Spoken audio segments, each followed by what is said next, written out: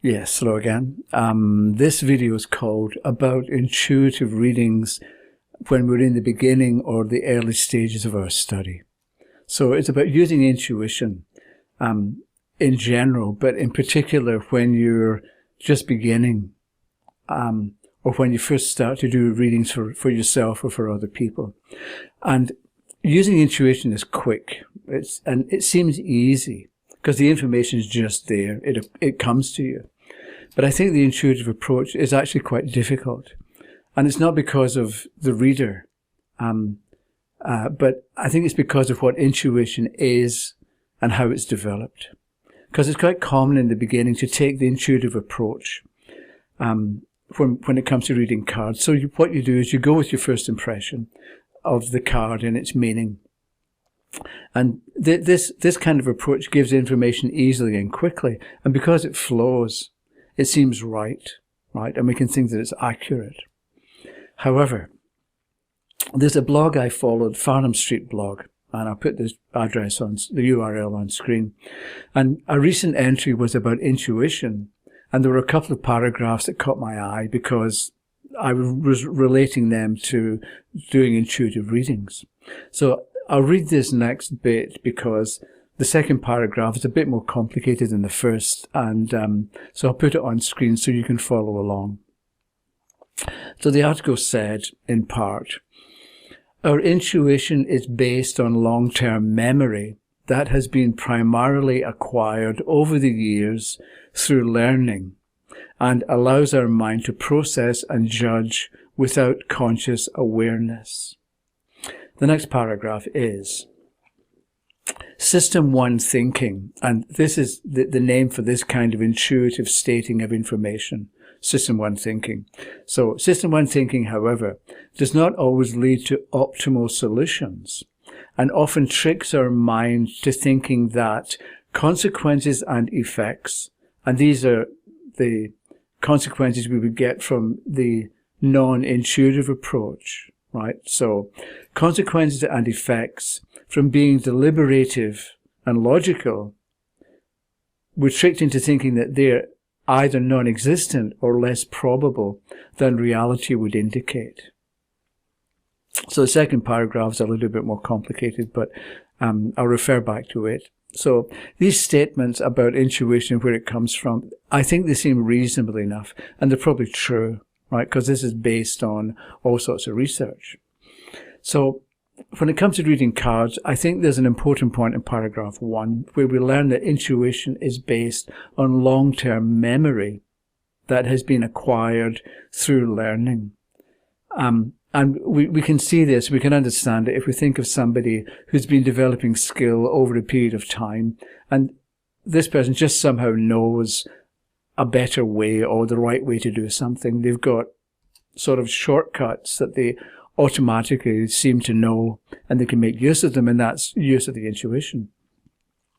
However, in the beginning of studying the tarot, there is no long-term memory because we haven't been at the study for long enough. We haven't been doing it for very long.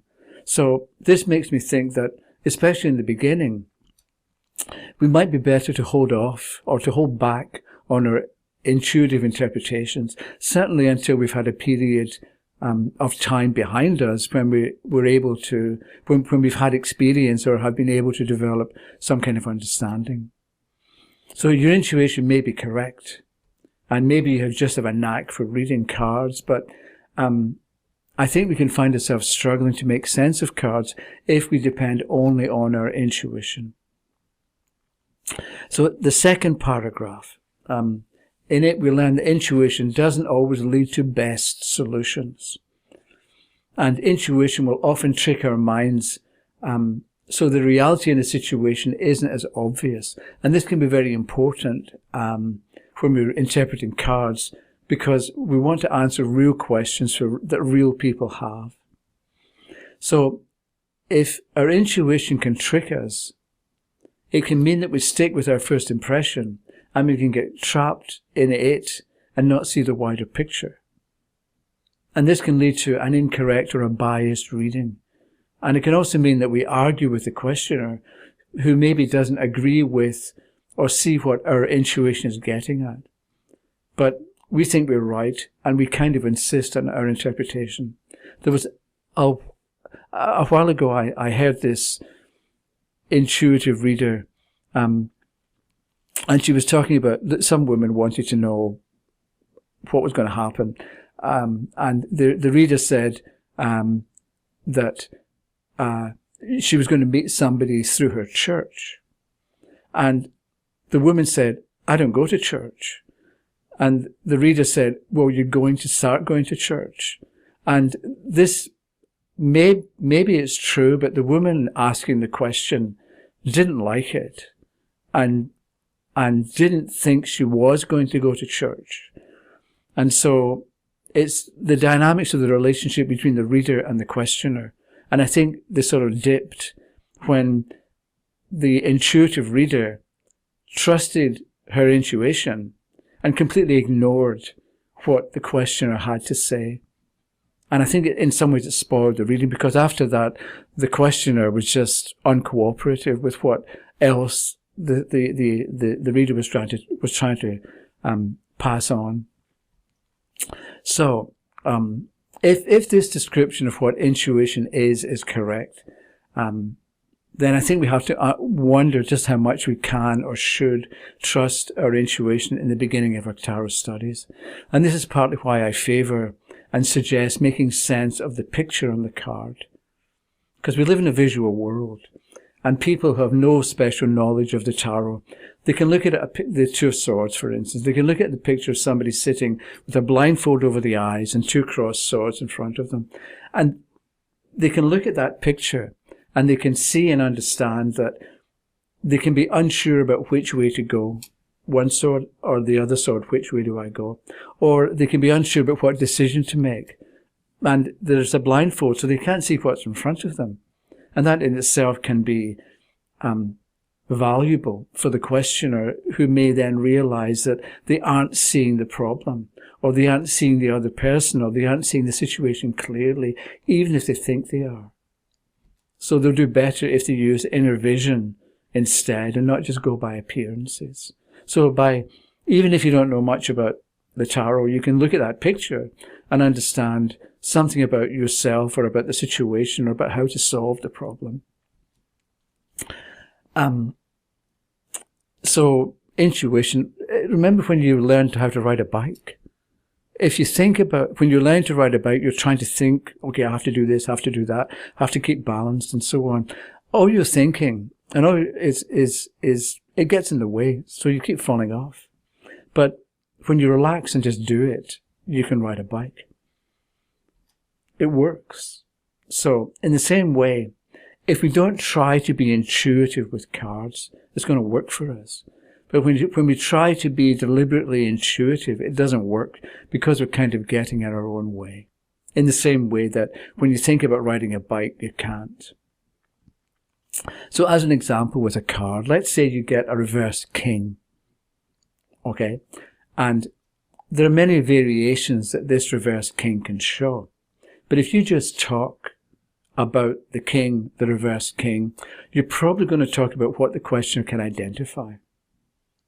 So we know everybody knows what a king is, right? It can be somebody with special abilities or particular talent. Right? It's a king of pop, Michael Jackson. Or it can be somebody in a position of power. Or somebody's used to giving orders and having them obeyed. Right? So there's a lot of different ways that you can explain or describe what kind of person a king represents. So you've got reverse king. You might talk about the reverse king as somebody who has too high an opinion of themselves. A king who ought not to be a king. And the questioner is going to know who you're talking about or who you mean. Or you can mention that a reverse king could show somebody who got promoted beyond a position higher than the one they can handle. So he's not that confident or capable. And again, the question is going to have an idea of what and who you're talking about. Or we can say that the king is the kind of person who likes to give orders and expects to be obeyed. But because it's reversed, people don't want to cooperate with this individual. And maybe because he doesn't have very good people skills, or he doesn't understand that nowadays, even if you're the boss, you're supposed to be considerate of people who aren't the boss, even when they're lower down the scale than the boss. Because it makes for a happy workforce, and that's better for the company and better for everybody. So, the starting point can be a reverse king, or whatever the card is, that shows some incident or situation. And as you talk about it and give examples of what it could mean, your intuition, or whatever part of you it is that knows stuff, is going to get you to talk about the kind of situation that the questioner can relate to or recognize. So, instead of trying to be intuitive, trust your intuition, trust yourself, and trust that the right ideas and the right approach to answering the question is going to come into your mind, and you're going to give the type of example or the type of behavior that the question is going to recognize and is going to be able to benefit from. Because I think this is how the tarot may not be magic, but it can be magical, so that you get results somehow. You may not know how or why, but it's accurate and you get results. Okay, that's it for the moment. Next is something else about what kind of information the tarot will give us. So I'm hoping that it'll be ready next weekend. Okay, so about the 25th of January 2015. Okay, have a good week. Bye-bye.